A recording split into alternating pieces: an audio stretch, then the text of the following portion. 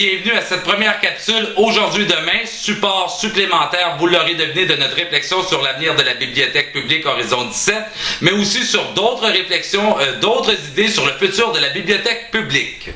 Horizon 17, c'est la rubrique sous laquelle le tourmalène.net publie des contenus originaux pour alimenter sa réflexion sur l'avenir de la bibliothèque publique, cette très belle institution.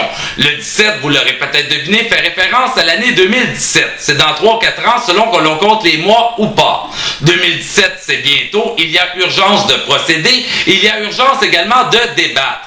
C'est ce qui distingue la réflexion que nous menons de d'autres réflexions sur cet important enjeu. Vous découvrirez rapidement qu'en s'intéressant à l'avenir de la bibliothèque publique, on ne s'échappe pas de questionner l'ensemble de l'appareillage institutionnel de notre démocratie libérale et qu'on ne s'échappe pas non plus de regretter de ne pas en avoir demandé plus ou encore plus à nos administrations publiques. Je vous entends déjà peut-être dire qu'il aurait sans doute fallu investir plus d'argent ici et là, mais qu'il fallait faire des choix.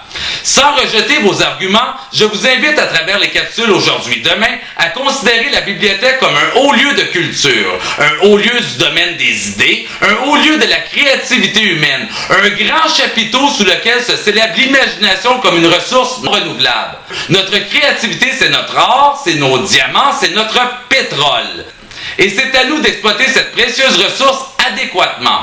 En outre, afin qu'elle ne devienne jamais, au grand jamais, comme ces richesses que nous mentionnons précédemment, une de ces ressources non renouvelables comme le pétrole. Car c'est possible lorsqu'on tire tout et rien vers la ligne finale et qu'on orchestre tout en fonction du rapport coût et bénéfice, que notre culture s'appauvrisse et que seules les idées rentables puissent tour à tour se réaliser suivant la même recette, ici salée, ici sucrée, ce qui correspond en tout point et effectivement, vous l'aurez deviné encore une fois, à la raréfaction de l'imagination. Cette raréfaction entraînerait peut-être une hausse des salaires associés au métier de la créativité, ce qui ferait sans doute également le bonheur des auteurs, des artistes et des artisans qui travaillent en première ligne de la chaîne de la créativité. Toutefois, lorsqu'on considère la bibliothèque publique et son avenir, il semble impensable d'inscrire son programme dans un tel régime de logique. Alors, c'est à vous, c'est à moi, c'est à nous de nous retroucher les manches et de ne pas seulement débattre de l'avenir de la bibliothèque publique en société capitaliste avancée, mais également de trouver des idées qui assureront à celle-ci une place dorée, tant dans l'appareillage institutionnel que dans le domaine des idées. La bibliothèque chante au fort de la culture, moi j'en suis.